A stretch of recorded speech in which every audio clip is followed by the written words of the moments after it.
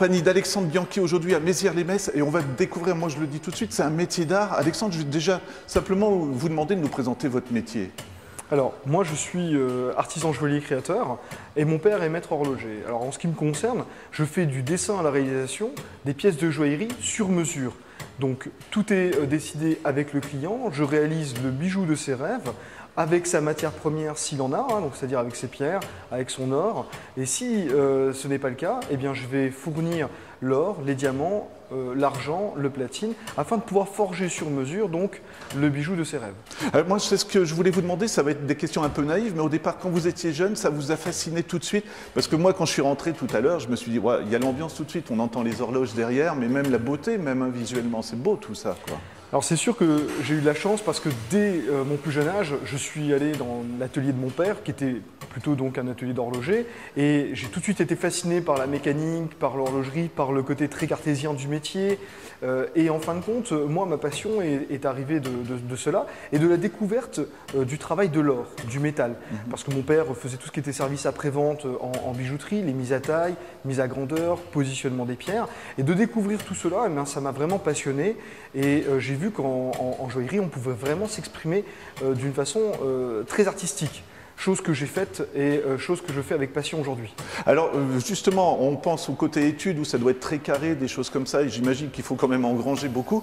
Et il y a le côté artistique, ça doit être ça aussi qui fait la passion de votre métier, c'est qu'il y a une grande liberté finalement dans tout ça, non? Alors on est très très libre parce que en fin de compte la liberté vient de la demande du client et peu à peu la demande existe de moins en moins parce que le client vient surtout pour se faire plaisir et il fait confiance. Il fait confiance, il nous laisse nous exprimer, il a envie d'avoir le bijou artistique qui sort du côté très classique que l'on peut voir dans un commerce en bijouterie-joaillerie.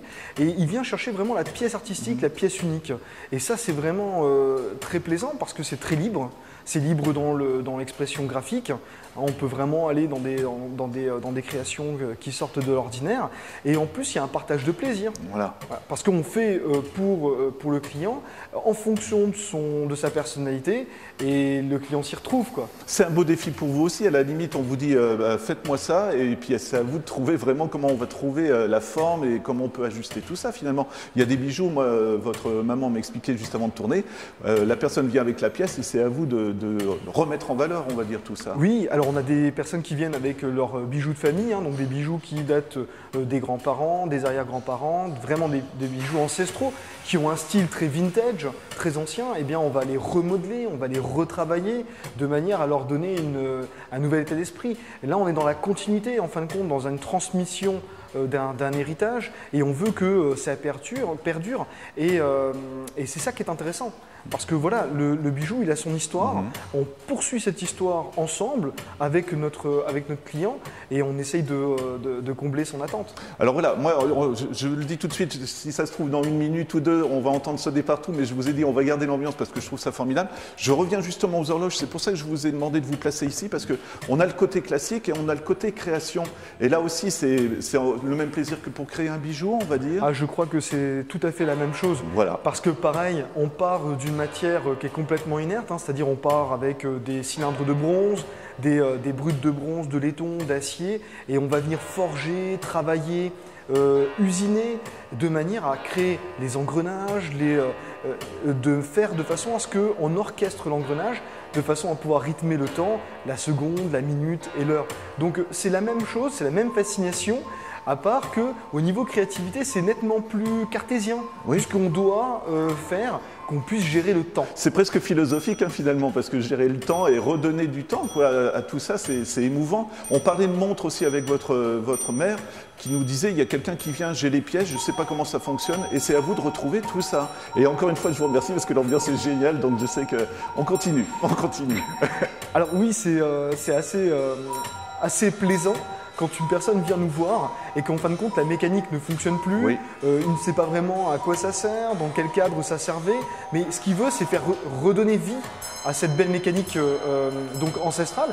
Et donc nous on est là à refaire des plans, à réfléchir au fonctionnement de manière à savoir ce qui manque, ce qu'il faudrait faire pour que la mécanique puisse reprendre son rythme et reprendre sa vie, quoi. Je voudrais parler quand même aussi du côté études parce que vous avez beaucoup de stagiaires. Écoutez, c'est formidable. J'arrête pas, mais j'en profite. Il y a des stagiaires, c'est aussi un métier où on découvre parce qu'on part toujours dans des créneaux comme ça pour les jeunes. Et là, on découvre aussi que vous les formez à un métier d'exception, tout simplement. Alors, il est certain que pour mon père et moi, l'objectif principal est aujourd'hui de transmettre notre savoir-faire.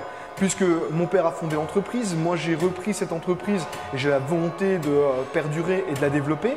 Et j'ai besoin, bien entendu, des forces vives qui sont donc les jeunes stagiaires, les jeunes apprentis qui sont aujourd'hui présents. Donc notre volonté est aujourd'hui de leur donner ce savoir-faire, de leur offrir la possibilité de vivre de ce métier. Donc c'est pour ça qu'on met beaucoup de choses en place. Aujourd'hui, on accueille de nombreux stagiaires dans de nombreuses écoles de France, même au-delà. Et on a pour but de mettre un système en place qui va permettre de laisser trace de l'expérience de mon père et de la mienne.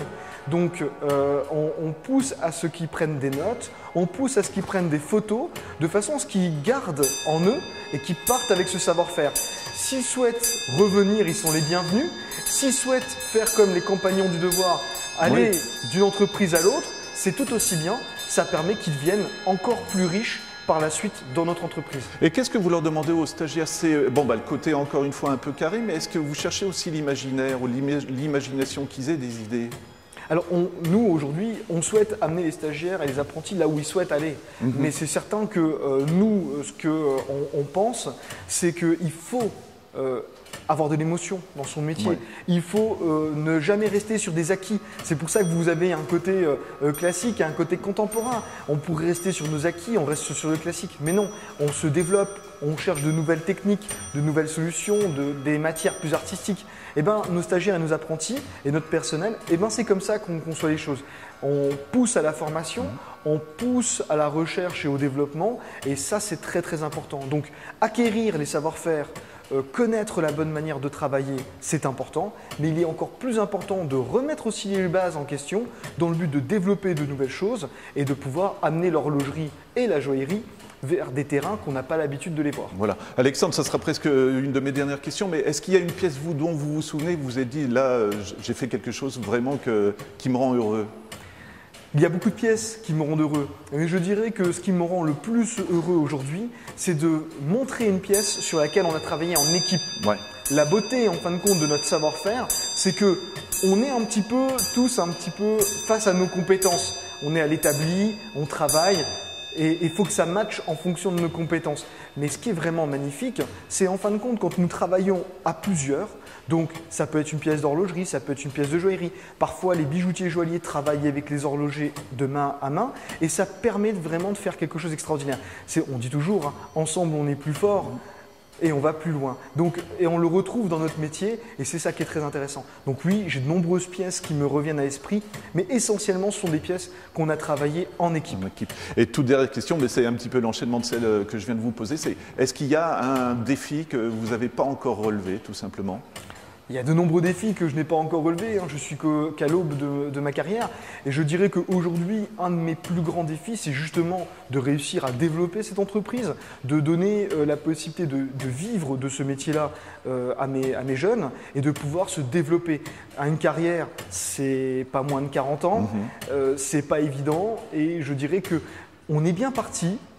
On a les feux qui sont ouverts et je pense que la passion est là et c'est ce qu'on entretient au quotidien, ce qui nous permettra, je pense, de pouvoir gravir les échelons et de pouvoir obtenir cet objectif qui est de continuer à poursuivre et à développer l'horlogerie et la joaillerie française. Et la toute dernière remarque, vous voulez bien donner votre adresse, enfin parce qu'on peut venir visiter et franchement même rien que pour les yeux c'est un régal, donc si vous voulez bien donner vos coordonnées, tout simplement un site internet ou voilà. Eh bien nous vous accueillons donc au 68 route de Mézières-les-Messes, donc nous faisons comme vous venez de le dire des visites guidées tout au long de l'année, sur rendez-vous pour des groupes ou pour des individuels et ça nous fait plaisir de partager notre expérience parce que parfois ça permet aux jeunes de pouvoir partir en ça c'est vraiment important, je reviens là-dessus, mais que super important. Voilà, qu'on découvre les jeunes qui viennent au moins voir ce qui peut encore exister, quoi. Exactement, c'est du partage, partage.